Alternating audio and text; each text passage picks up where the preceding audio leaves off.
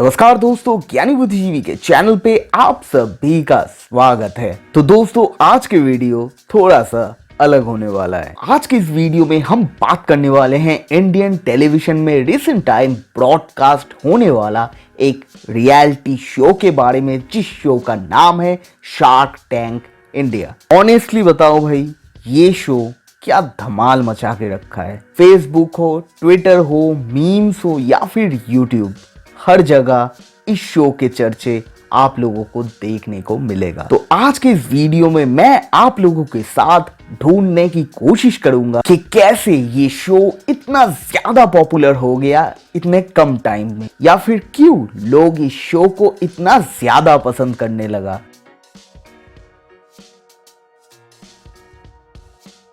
तो दोस्तों, पहले इस शो के बारे में थोड़ा सा बात कर लेते हैं। जिन जिन को पता नहीं कि ये शो क्या है और यहाँ पे क्या होता है, तो आप लोगों को बता दूं, ये एक Indian television business reality show है जो सोनी एंटरटेनमेंट टेलीविजन पे ब्रॉडकास्ट होता है। तो दोस्तों, इस शो पे इन्वेस्टर के रूप में 7 ऐसे शार्क्स हैं जिन्होंने अपने दम पे अपने ब्रांड को क्रिएट किया और उस ब्रांड को अपने मंजिल तक पहुंचाया। और सिर्फ यही पे नहीं रुका, ये लोग कंटिन्यूअसली ग्रो कर रहा है, जिससे ये लोग एक दिन इंडिया के बिजनेस टाइकून बन सकता है। तो अब जान लेते हैं कि ये 7 लोग कौन कौन हैं।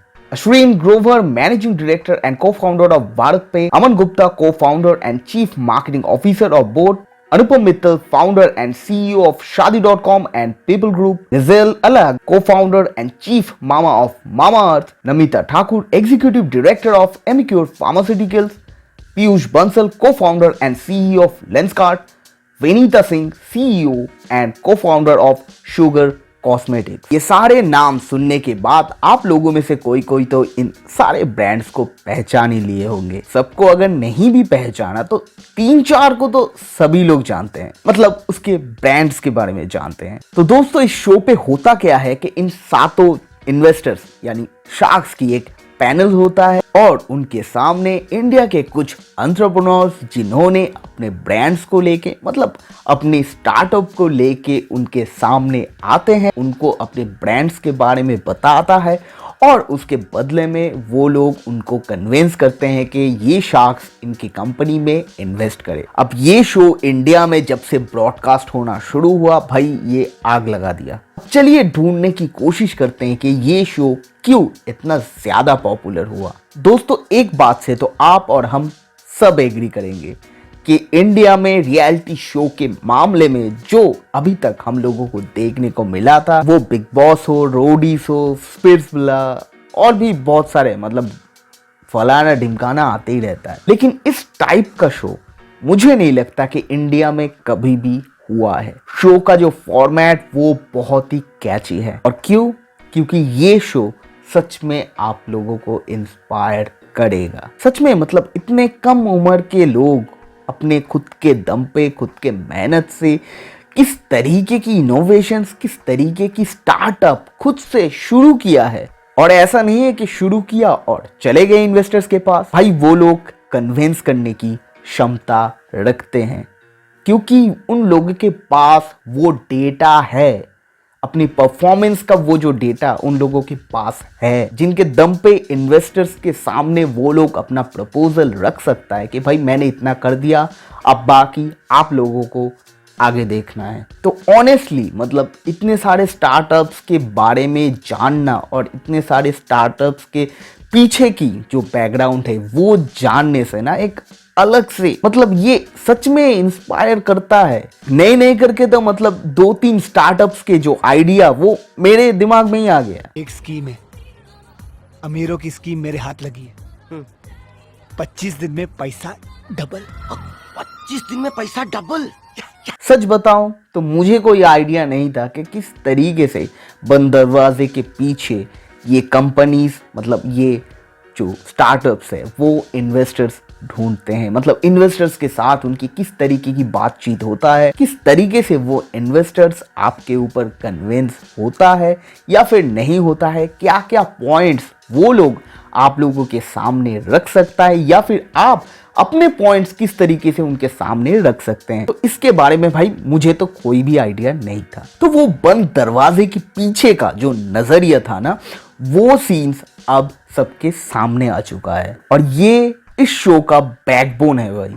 तो दोस्तों अब इस शो के ऊपर ऑडियंस की जो रिएक्शन है उसके ऊपर थोड़ा सा बात करते हैं। ये शो सच में मतलब लोगों को अट्रैक्ट करता है, लेकिन दोस्तों ये शो देखने के समय बहुत सारे सवाल भी अपने आप आ जाता है। पहली बात तो ये है कि ये एक रियलिटी शो है और हम सबको पता है कि रियलिटी शो में सब चीज़ें रियल नहीं होता।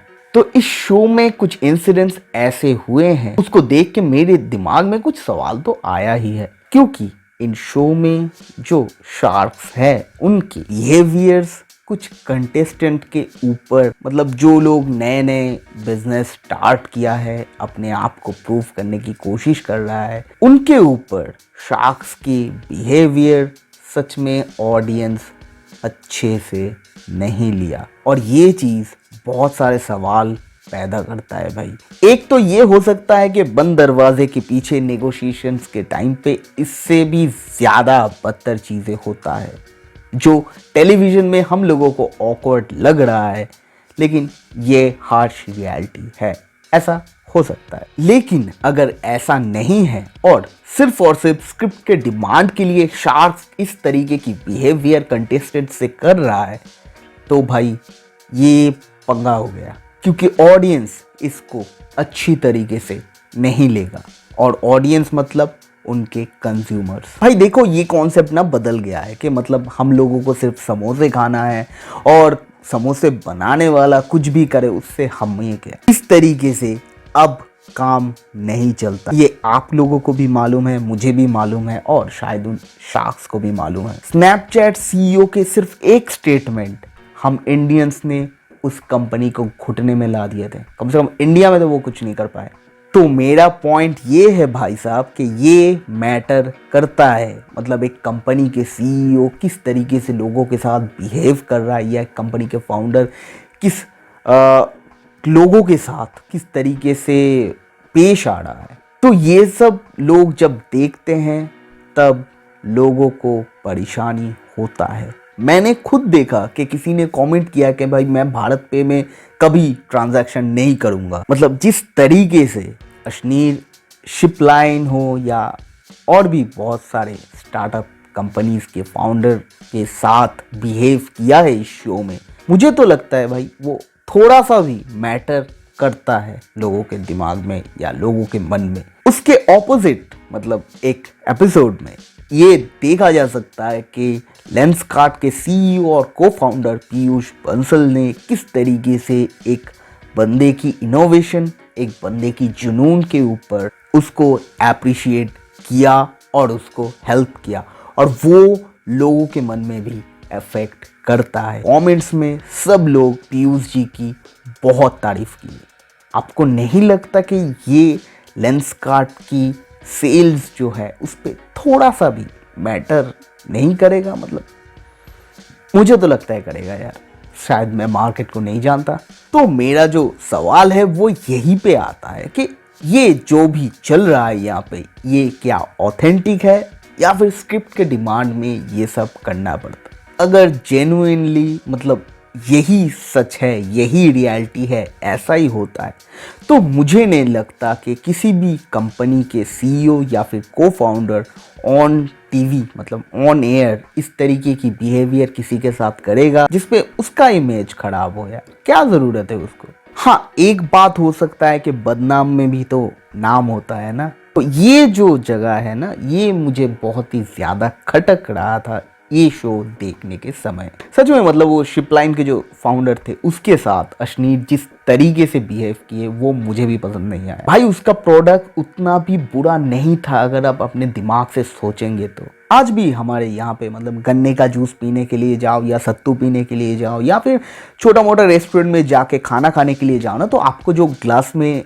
पानी ऑफर किया जाता है, आपको क्या पता कि वो ग्लास किसी ने अच्छे तरीके से धोया भी है, ग्लास धोने के समय उसका हाथ साफ था या नहीं। तो ये जो चीज़ है ना, ये हम लोगों को नहीं पता। हम लोगों को बस ग्लास में पानी दिया और हम लोग पी लिया, और एक ही ग्लास से बहुत सारे लोग पीते हैं। तो ऐसे 10-15 रुपए का वो ग्लास का मास्क, वो अगर हम लोग अपने पॉकेट में कैरी करते हैं तो हमें वो लोगों का झूठा हुआ जो ग्लास है ना, उससे हमें पानी तो नहीं पीना पड़ेगा ना। हाँ, मैं बिजनेस नहीं समझता हूँ, मुझे बिजनेस के बारे में कुछ समझ नहीं है, हो सकता है ये प्रॉफिटेबल नहीं है, लेकिन भाई ये जो आइडिया है वो वाहियात नहीं है।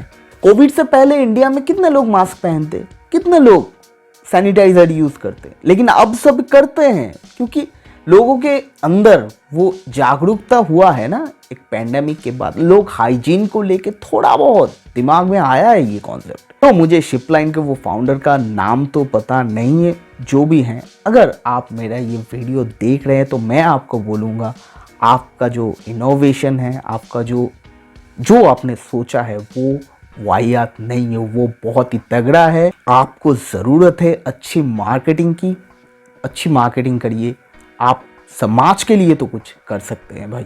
तो वही बात मैं कर रहा था कि क्यों मतलब कोई अपना इमेज इस तरीके से ओपन एयर में मतलब खराब करेगा यार। हाँ, आप लोग तो बोल सकते हैं कि रघु और राजीव भी तो रोडीज में इस तरीके से होता था वहाँ पे। तो रघु और राजीव कोई प्रोडक्ट नहीं बेचता है, उसका कोई कंज्यूमर नहीं है। तो दोस्तों, ओवरऑल सीजन 1 बहुत ही तगड़ा गया और आशा करता हूँ सीजन 2 भी बहुत ही ऑसम होगा। और सच में मतलब इस तरीके की शो आना चाहिए। मैं तो बोल रहा हूँ एक जॉब टैंक भी आ जाए यहाँ पे। तो दोस्तों, आज के इस वीडियो को यहीं पे करते हैं खत्म। यही कुछ बात मैं बताना चाहता था इस शो के बारे में। आप लोगों की जो ओपिनियंस है वो मुझे कमेंट करके जरूर बताइएगा, और मेरे वीडियो के बारे में कुछ भी बताना हो तो भी मुझे कमेंट करके जरूर बताइएगा। तो दोस्तों, आज के लिए इस वीडियो को यहीं पे करते हैं खत्म। आज चलते हैं, अगले वीडियो में मिलते हैं। तब तक के लिए आप सब लोग हंसते रहिए, मुस्कुराते रहिए, और अगर बाहर जाए तो मास्क जरूर पहना करिए।